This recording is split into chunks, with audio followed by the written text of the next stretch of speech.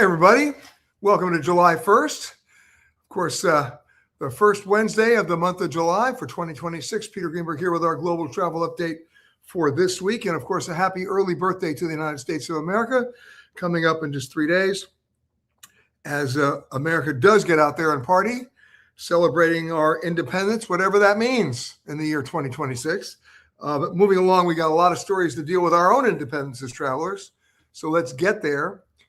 As many of you know, AAA is estimating over 72 million people will be traveling over the July 4th holiday period. By the way, that also includes today, because a lot of people got out of town as early as last Friday and won't be coming back till next Tuesday. But that's still 72 million people, a majority of them on the road.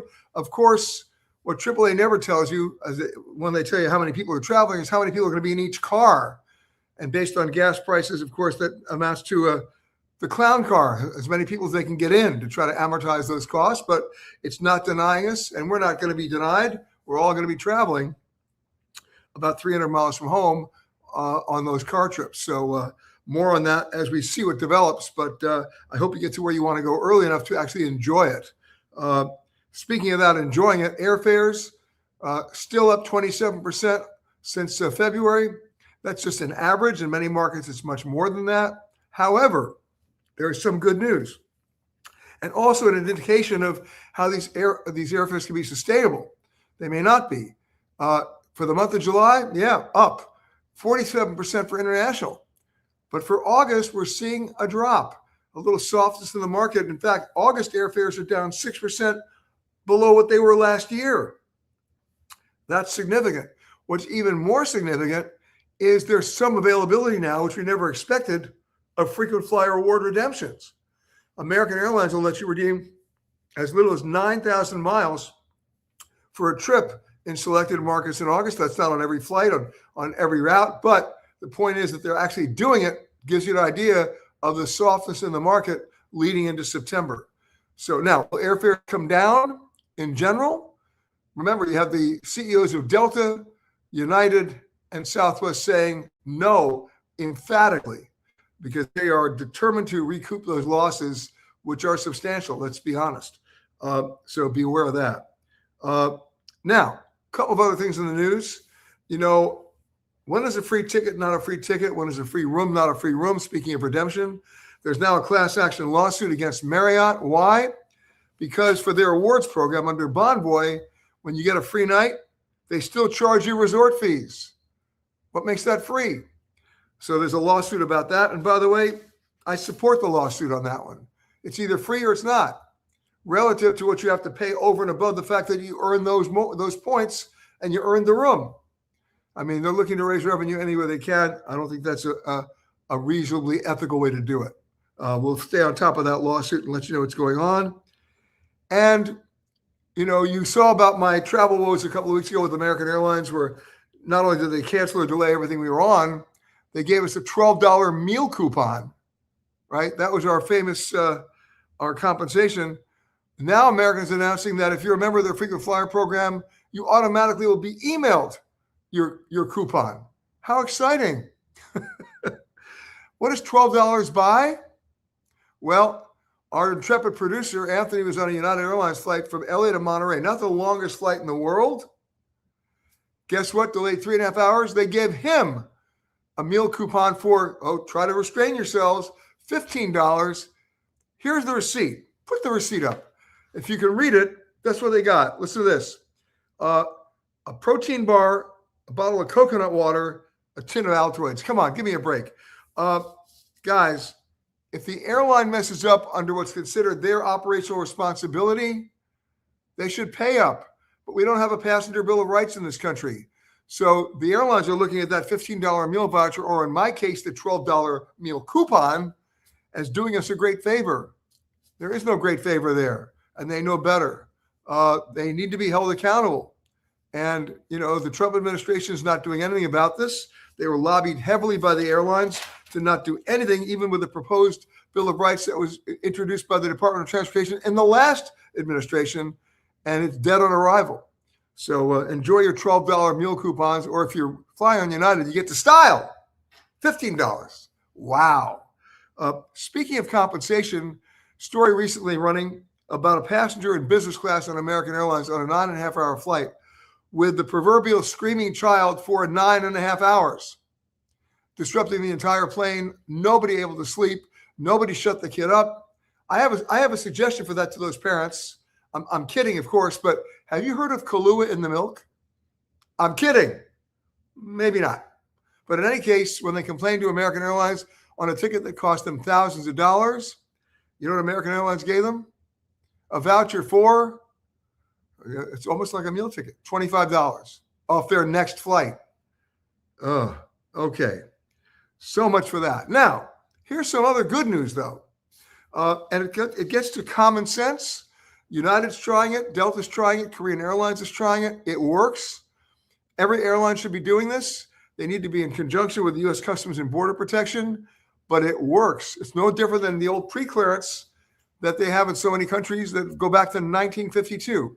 For those of you who don't know what pre-clearance is, it allows you to clear U.S. Customs and Immigration in your departing city overseas at an airport that's cooperating. It started in Canada, so you can do pre-clearance in every Canadian airport, even Toronto's Billy Bishop now, on flights to the U.S., which is great. What it means is when you get off your flight, you've already entered the U.S. And if you're connecting bags, they already connect ahead of you. No, you don't have to go to baggage claim. You don't have to go through security. You just go transfer to another gate. Or if you're going home, then you get your bags at baggage claim and go home. You don't have to wait for bags and then go through Customs and Border Protection. So where are they doing it now? On a lot of long-haul flights. Sydney to LA, Americans doing it. Sydney to San Francisco, United's doing it. Seoul to Atlanta, that's both Delta and Korean. Of course, the Sky team there. Delta's doing it in Minneapolis and Seattle from Korea. So there's hope because they're proving that the system can work. I mean, if anybody's flown on an international flight to Houston to connect with a domestic flight, you know how pathetic that is. First of all, you got to wait for your bags. Then you got to go through Customs and Border Protection. Even with global entry, you still have to wait for your bags. Then you got to recheck the bags and then go wrap around and go right back through security again, which is a huge line with no TSA pre-check, no clear, no nothing. It's a zoo. They fix this system and they make sure that they can do it without violating or compromise anything to do with security or border protection. Makes a lot of sense. And the year is 2026. Let me remind you, it can be done. In fact, it is being done right now. Okay. Now, speaking of something that's not being done, and I'll start off with a little story. It's a fun story. Imagine a 7-year-old kid is traveling with his father about to take a bus. And as the bus pulls up to the station, the father says to the son, look, I don't want to pay for an airfare for an adult or for an older kid. So when the bus pulls up, if the driver asks how old you are, you just tell him 6. Really, Dad? Yeah, you got to tell him 6. Okay. Bus pulls up, kid goes up, father goes up, bus driver says to the kid, how old are you? Kid says, I'm 6. The bus driver says, when are you going to be 7? And the kid says, when I get off the bus. Well, that leads me to the story, of course, of the miracle flights and the abuse of wheelchair privileges, which is going on worse than ever now. You know, under current protocols, I can make a call to an airline today, any airline in the U.S., and say, I need wheelchair assistance. So when I get there, I get one of those helper people to get me in the wheelchair. I get to check in ahead of everybody else. I get to go through security ahead of everybody else. And I get to board the plane ahead of everybody else. Let's go back to the days when Southwest Airlines had open seating. Even though they had their A-ticket class, guess who preceded them? Anybody with a disability in a wheelchair. So you get to a Southwest Airlines gate, there'll be 60 wheelchairs, right? Otherwise known as 7-year-old kids pretending to be 6. And they'd get on the plane. Of course, when the plane landed, they not only could walk, they could run. And at the other end of the gate, on that jetway at their arriving airline or at the airport, there'd be all these attendants there with wheelchairs. These people could be running right by them. Well, the only good thing that can be said about Southwest Airlines announcing assigned seating is those wheelchair days are over, at least for the scammers. And what's particularly disturbing is it really disadvantages the people who really do have a mobility problem and have a need for a wheelchair. It's terrible. We need new regulations. Because, for example, if I called the airline now or the airport and said I need wheelchair assistance, they don't ask me what my disability is. I don't have to prove it. They cannot question me for any reason whatsoever, and I get to do it. It's like all the guys are dressed as women on the Titanic to get in the lifeboats first. Not good. Same fate, but not good. In any case, that's what's going on with wheelchairs right now, and nobody's doing anything about it. One of the biggest offending routes on the within the U.S., LaGuardia to PBI, Palm Beach, soon to be called the Trump International Airport. But, I mean, I've counted 45 wheelchairs on those flights. I mean, that's 1/3 the capacity of the plane. Now, you know they're lying. Anyway, I mean, and the most recent statistics, about 19% of the American public has a disability, but that's sight, hearing, or mobility. But that all totals 19%. So if 45% of the plane is in a wheelchair, you know they're lying, at least a majority of them. It's got to stop. Okay, speaking of got to stop, a little stroll through history here. Does anybody remember the name Dave Carroll? If you don't, I encourage you to go to the website, Google him, and you'll see what I mean. I won't show you the video today. But Dave Carroll was a musician traveling on United Airlines, going to a concert date, I believe, in Nebraska. And when he got to the gate, they said he could not put his guitar in the overhead bin. It had to be checked. He said, I put it in the overhead bin all the time. They said, sir, if you don't put it in the overhead, if you don't check it, it's not going to fly. So he checked it, and you know what happened. United Airlines broke his guitar big time and wouldn't do anything about it. And he got so upset and creative, he did a music video about it called United Airlines Broke My Guitar. It went viral. United Airlines still wouldn't do anything about it. So he did a second video and a third. I mean, he ended up performing that song on Letterman. I mean, it was hysterical, right? Okay. By the way, you want to hear the ultimate irony? Finally, after the third video, United Airlines finally woke up and invited him as their guest to fly to Chicago and meet with their top management and maybe consult for them to talk to their baggage handlers about the proper way of transporting musical instruments. So he agreed. He flew to Chicago and they lost his bag. Okay, we're just getting started. What happened this week? A woman flying on Southwest Airlines with her guitar. Roll the video. To be honest, I just wanted to take my guitar on the plane because it's in a small case that's padded, and I don't want it to get destroyed. It's Corinne, right? Yeah, Samantha Corinne. Yeah. So that's all I wanted was to take my guitar because I really can't afford the expensive cases that are hard case that are backpack. So, yeah. Thanks, Southwest. What's something else? Yeah, no, go for it. I'm not going to do that with you. No, well, it's on camera, so. You should be ashamed of yourself. Okay. We want you to go on the next flight. There's 98 people, but let me tell you, the only thing I Okay. came to tell you is if this happens tonight, you won't be able to fly for 24 more hours. Okay. So be prepared. So Okay, that's totally fine. Then So, you want me to make it for day after tomorrow? no, it's honestly what I would say is let's see how the bags are on the flight. Let's see if there's any room You're up not getting above. that on. I'm sorry. Okay, that's fine. Okay, so let me give the epilogue to this. Under Southwest policy, you can put the guitar in the overhead bin if it fits. She later flew with the bag in the overhead bin. But the point is, come on already. Haven't the airlines learned their lesson here? Their definition of fragile is you might be able to identify the body after you kill it. So there you have it. Just wanted to share that video with you as well. And as part of our retrospective continuum from 1985, the golden age of travel, some people might say. It wasn't. Trust me, things sucked then too. But allow yourselves to enjoy this commercial from an airline that's no longer flying, TWA. TWA, presents the difference between getting you where you're going and leading the way.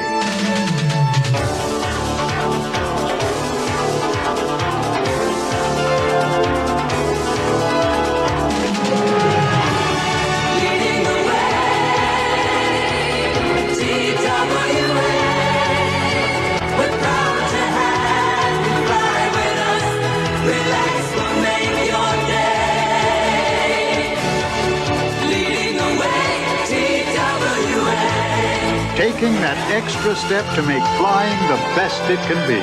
That's what makes TWA one tough act to follow.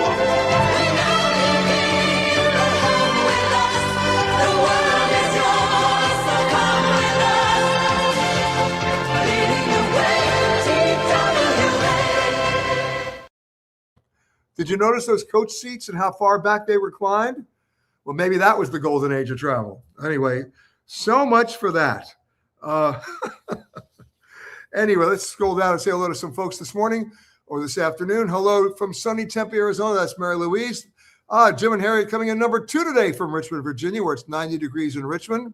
Camilla's back in Tucson. Lorena's saying hi from steaming Lansing, Michigan. You want to get steaming? Try Paris today, 100 degrees. Okay, why do we need a TSA Gold? Good question. I'll get back to you on that. Our good friend Charlie Wynnum from Baton Rouge. Charlie, you owe me a phone call. Nice to see you and happy Canada Day to you. Who knew? All right, let's keep going here. Mr. Bill Talbert saying hi. Bill, of course, used to live in Miami and ran all the PR for Miami visitors. And now he is happily retired, still wearing his Jam shirt, living in Costa Rica. Nice going, Mr. Talbert. Tom saying, if other countries have access and can go to Cuba, how come other countries are not who are not investing in the Cuban economy? Very simple. It's all about currency regulations and what is considered a hard currency.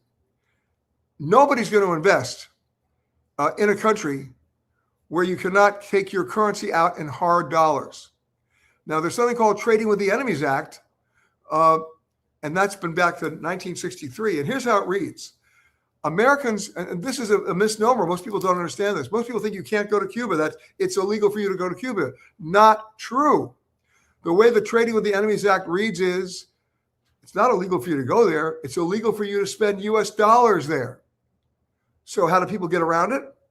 They book travel, all-inclusive travel, completely all-inclusive with Jamaican, Bahamian, Canadian, Mexican tour companies that pays for your airline, your transfers, your hotels, your meals, everything. So you never spend $1 in Cuba. That's how people are still going. But if you're an American company, you can't invest in Cuba because you can't get your money out. Not only that, it violates the Trading with the Enemies Act. For the countries that don't have that act, they still have that challenge. Can they take their own currency out as a hard currency? Guess what? In many cases, they can't. Until they fix that problem, no one's going to invest there. All right. Robin saying hello from Williamsburg, Virginia. Happy semi-quincentennial. Say that 3 times fast. Randy saying from sweltering 92 degrees Ann Arbor. All of Michigan is steaming today, apparently. Colleen is saying, cheers from Pajaro Dunes. We're flying kites on the beach. We tried flying them on the waves, but that didn't work out so well. Where's the video? Jeff was saying, my recent nonstop flight from Warsaw to LAX on LOT was advertised as 12 hours and 20 minutes. Actual flight time was 11 hours. How do the airlines consistently get away with padding their flight times in order to achieve on-time arrivals? I'll go you one better. Remember I used to talk about something called the OAG? It stood for the Official Airline Guide. It was the size of a huge telephone book when it first came out. It listed every published airline route in the world by times and locations and everything. And my staff will tell you, I subscribe to it and I've kept every copy. Why? It's my reference point for proving the lie that you just mentioned, Jeff. Take a flight like American Flight 10. It's been on the books for a long time. I flew it back in 1971, right? It was a nonstop red-eye from LAX to JFK. In 1971, American Airlines Flight 10 on a DC-10 left at Oh, it might have been, I take that back. In 1971, it was on a 747. It left at 10 o'clock at night, landed at JFK at 5:08 in the morning, New York time, right? Flight time of about 4 hours and 30 minutes. Take a look at Flight 10 today. On an A321, leaving at 10, although Flight 10 might actually leave at 9:30, but let's take a total flight time.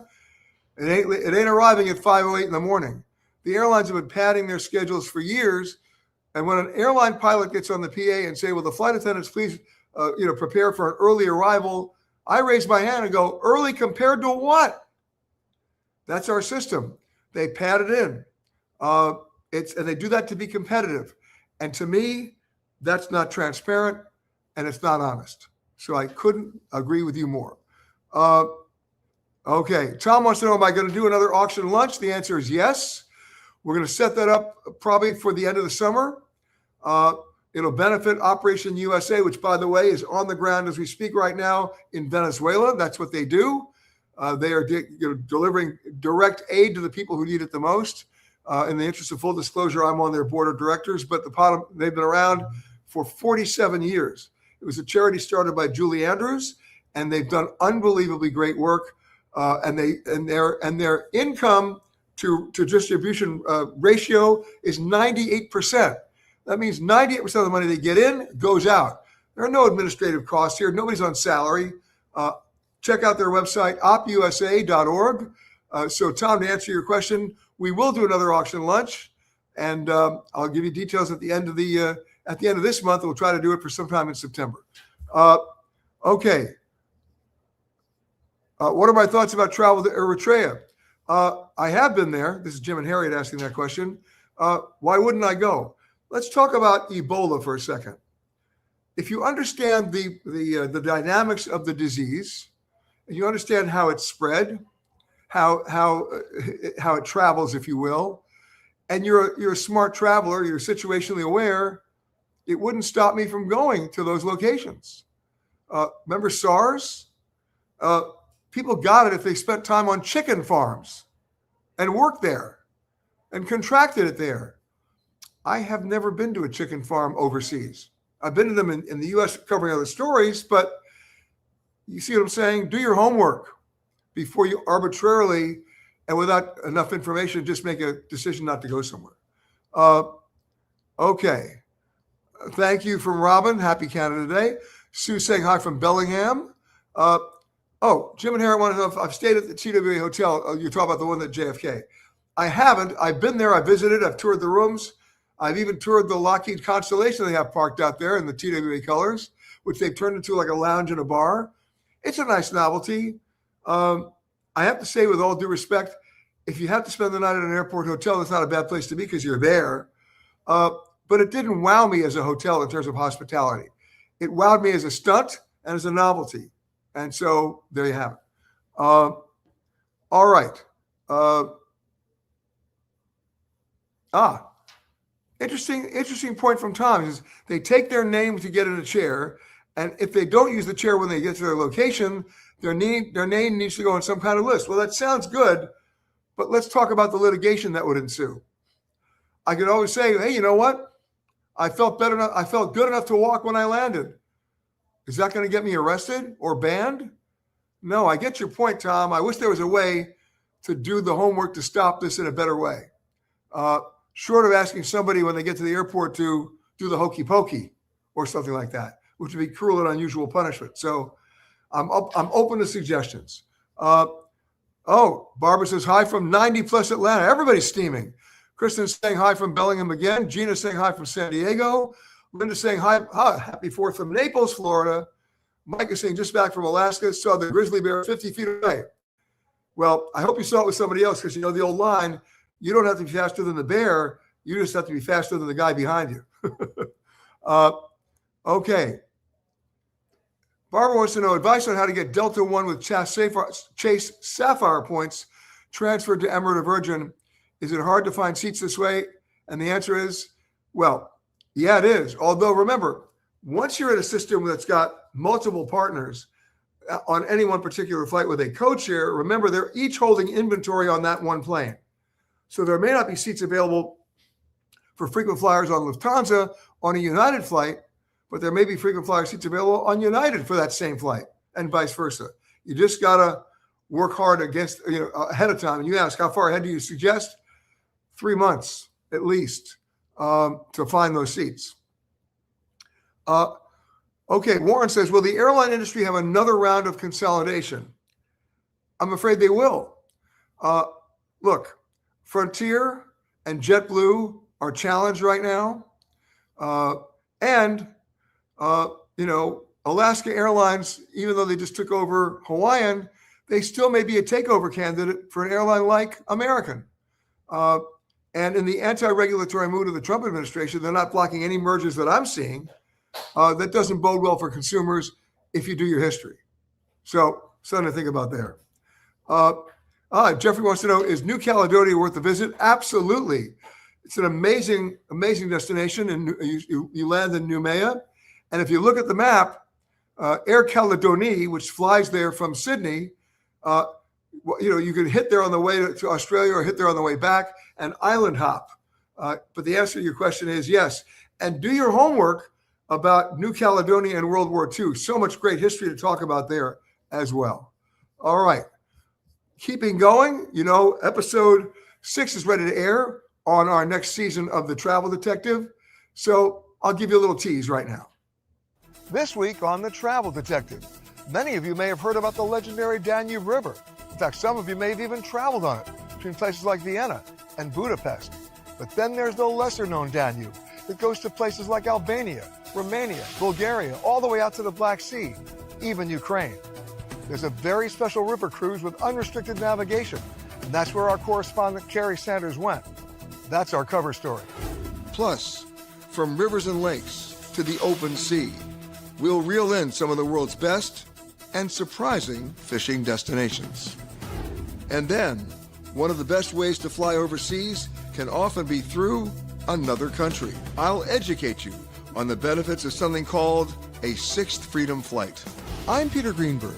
All this and more on the next edition of The Travel Detective on PBS. Check your local listings. And of course, you can catch all of our Travel Detective episodes on Amazon as well as Apple TV. So check that out as well. And hope you get a chance to do that if you're not doing anything else exciting or interesting this July 4th weekend. Of course, last week on Global Travel Update, I talked about the usual math problems of how can airlines schedule 40 flights at 8 o'clock in the morning when runways can only handle 23 departures in any given hour. A lot of you responded and agreed with me. Now we have to figure out which legislation can happen in terms of rulemaking, not acts of Congress, but rulemaking by the DOT, working in conjunction with airports who know their own capacity better than anybody as to how to fix that. I'm waiting to hear those answers. And while we're waiting to hear those answers, something else. Remember customer service? That oxymoron, like like airline food, an oxymoron. A couple of days ago, I was transiting through the airport in Chicago. American Airlines has closed most of their customer service windows. And as I passed by, I couldn't help myself. Here's the photograph I took of the customer service window at O'Hare. May we help you? All right. Time to go to the photo of the week. Let's do it. I love this one. Thank you, Danny. Danny Sango wrote this. He said, on our recent family vacation in Rome, that was just in May, we come across this fearless seagull on top of the Palatine Hill with the Colosseum, the Arch of Titus, and the Roman Forum in the background. Seagulls have become the unofficial feathered rulers of the hill. With their booming population, these massive Mediterranean gulls, or the Roman gull, he actually gives it the name Larus michaelis, the yellow-legged gull, see those legs, dominate the ancient ruins, perching on the 4th century pedestals and ledges, and acting as modern-day centurions on the lookout for tourist snacks. As romantic as that sounds, are you looking at the ledge below the legs? That's right, guano. Cover your heads. They love to dump on you, too. But again, thank you for that photo of the week, Danny. If you think you have a photo that qualifies as the photo of the week, it's easy to do that. Just email us, photocontest@petergreenberg.com. And if we agree, it goes right up there next to Danny's. Of course, housekeeping note, our show this week coming from Hawaii on the radio. So join us there on Saturday from the legendary Mauna Kea, celebrating its 60th anniversary. Imagine this story of the millionaire, billionaire Lawrence Rockefeller swimming on a deserted beach, on an isolated beach on the big island of Hawaii, surrounded by nothing but lava and views of the Mauna Kea, meaning the volcano and the mountain, realizing this is where he wanted to build the very first resort on the big island of Hawaii. And 60 years later, it's still going strong, an amazing art collection, and probably the best beach on the big island. We're broadcasting from there this Saturday, so check us out, 10 a.m. to 1 p.m. Eastern time. Of course, you can always find us on our website, petergreenberg.com. We stream it live as well. In the meantime, please drive safely if you're not already at your destination. Please drive safely if you are in your destination. Anthony Protis, thank you for handling the boards out in California today. As you know, I'm in Bayshore, New York, about to do my volunteer fireman duties for the next 5 days. But I'll see you next week for another edition of Global Travel Update from a very interesting location around the world that will very much surprise you. So we'll see you next week. Please have a great holiday. Have a safe holiday, and happy 250th, everybody. See you soon.